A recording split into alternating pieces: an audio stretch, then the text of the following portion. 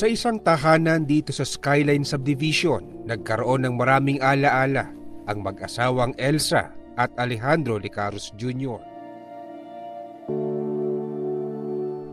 Masaya nilang nakasama rito ang kanilang mga kaibigan, mga mahal sa buhay, lalo na ang kanilang mga anak at mga apo.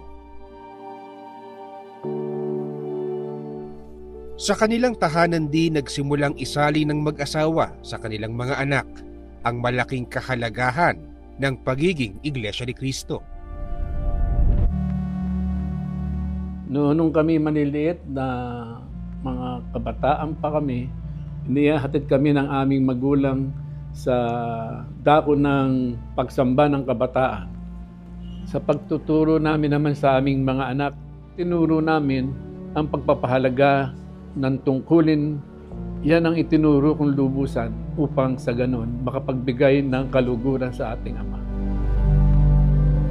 Sa dati nilang tahanan, isinagawa noon ang mga pagsamba at iba pang pagkakatipon ng Iglesia ni Cristo nang nagpapasimula pa lang ang lokal ng Skyline. Mula noong 1994 na ipagamit namin yung aming bahay namin tinitiran na 32 years na ginamit ng lokal namin. Kaya ho ng pakiramdam namin at maligaya kami na nagkaroon na ho kami ng bagong sambahan. Sa dating kinatatayuan ng lumang sambahan ng lokal ng Skyline, tumindig ang isang bago, moderno at mas malaking gusaling sambahan ng Iglesia ni Cristo. Naalaman po namin na ipagtatayo po kami ng gusaling sambahan, galak na galak po ang aming puso at sabik na sabik po. Marami pong nagsasabi sa akin mga katrabaho po na ang ganda po ng kapilya na tinatayo po dito sa lokal ng Skyline. Na-appreciate po nila yung kagandahan ng aming gusaling sambahan po.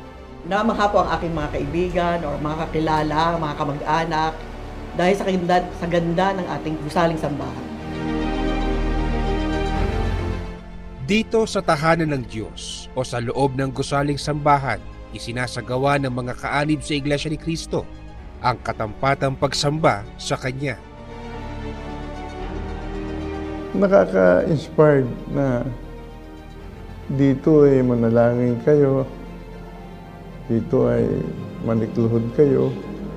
Pagka po kami ay nakakatupad ng tungkulin at nakasamba, lalo pong lumalakas ang aming pananampalataya. Sa mga kapatid natin na kabataan, nasa pagsamba ng kabataan, nasa kabisa ng binhi, ay yung mas tumatatag po sila at nagnanais po silang maging may tungkulin sa loob ng Iglesia ni Cristo. Sabik na sabik yung mga kapatid nung malaman nila na ihahandog na po itong bagong gusaling sambahan, halos hindi na po sila nakatulog. Sa isang tanging pagsamba, itinalaga sa Panginoong Diyos ang 420 seating capacity na bagong edipisyo. Pinangasiwaan ang banal na okasyon ng kapatid na Angelo Eraño V. Manalo, pangalawang tagapamahalang pangkalahatan ng Iglesia ni Cristo. Masaya po ang aming mga puso at isipan na makita po ng personal ang ating pangalawang tagapamahalang pangkalahatan at makasama po namin sa isinagawang pagsamba. Narinig po namin sa pagtuturo ng kapatid na Angelo kung paano aalagaan ang sambahan, pagmamalasakit. Kailangan lagi siyang malinis para malugod sa amin ng Panginoon. Talagang galak na galak po ang aming mga pusong mga kapatid dahil ito po yung matagal na naming hinihintay. Pagkatapos po na aming mga pagtupad, excited po kami ulit sumamba. Kung pwede nga lang, pagtapos ng tupad, samba kami ulit. Lalong naging makasaysayan ang banal na okasyon dahil ito ang kauna-unahang gusaling sambahan na ang pagtatalaga ay pinangasiwaan ng kapatid na Angelo Eraño V. Manalo bilang Deputy Executive Minister ng Iglesia ni Cristo. Ang mga kapatid po ay masayang-masaya mula po nang maitayo ang bagong gusaling sambahan at naihandog po sa ating Panginoong Diyos, lalo po na naging masigasig ang mga kapatid sa ginagawang mga paglilingkod at mga pagsamba sa ating Panginoong Diyos.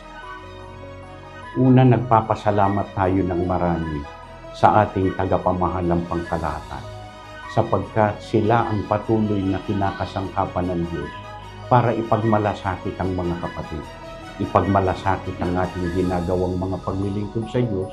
Gaya nito sa lokal na ito, pinagkalooban sila ng isang maayos at magandang gusaling sambahan na dito na isinasagawa ang iba't ibang mga aktibidad na may kinalaman sa mga paglilingkod sa ating Panginoon Diyos.